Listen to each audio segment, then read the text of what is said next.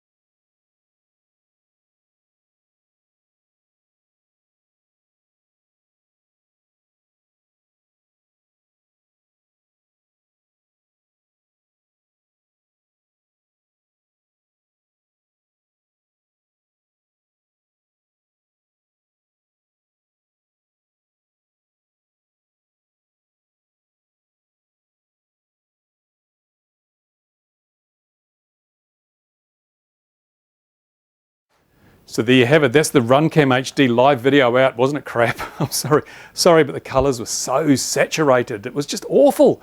You're losing quite a bit of space at the top too for that, just to have rec flashing. And of course, if you don't start the camera recording, then it will turn itself off if you've set the automatic time off. Don't be caught out. I almost was. I nearly forgot about that, and that could have been quite interesting. But no, if you start recording and it will keep going, you have to turn off the automatic power saving thing if you want to fly without the recording going as well. Yeah, they need to do something. I haven't found any control to adjust color saturation yet. So if you can't adjust it, it's going to look like that. Honestly, on the screen, on the goggles, it was just unbelievably bad. You could have flown it, but why would you? It's so awful. It's like you can get a pastel painted, someone's painted with really bright crayons or something. Runcam need to address that, unless mine is a one-off problem. I don't know. Remember, if there's a dud one, I'll get it. So we need to find out whether that's an ongoing issue. Yes, I did switch to NTSC because I know this outputs an NTSC signal. It wasn't a case of being switched to PAL and recording an NTSC. No, I tried it both ways. It was just as bad either way. Terrible, terrible, horrible, horrible. A lot of people have been waiting for that particular function on the camera. I tried to get it done as quickly as I could.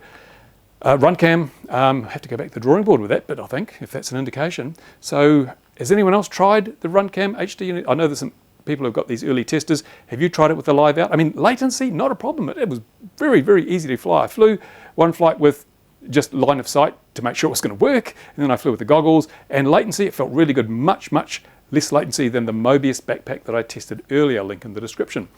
So, yep, it looks like we've got the Runcam, we've got the Foxeer. They both have their strengths and weaknesses. I'm going to do a live video test with the Foxeer. We'll see how that turns out, see if it's any different. But where one is strong, the other is weak. So it's like you should buy both of them if you want to cover all the bases. Because sometimes you'll want to use the Runcam HD, sometimes you'll want to use the Foxeer. And to be honest, sometimes you probably just want to use your Mobius. Isn't it wonderful? If you're rich enough, you'll enjoy this hobby with your action cameras. If not, you have to pick one. I'll help you pick one as these videos progress and I continue testing these cameras. Thanks for watching. Any questions, comments in the usual place. Now it's time for me to get back to the bench. See you later.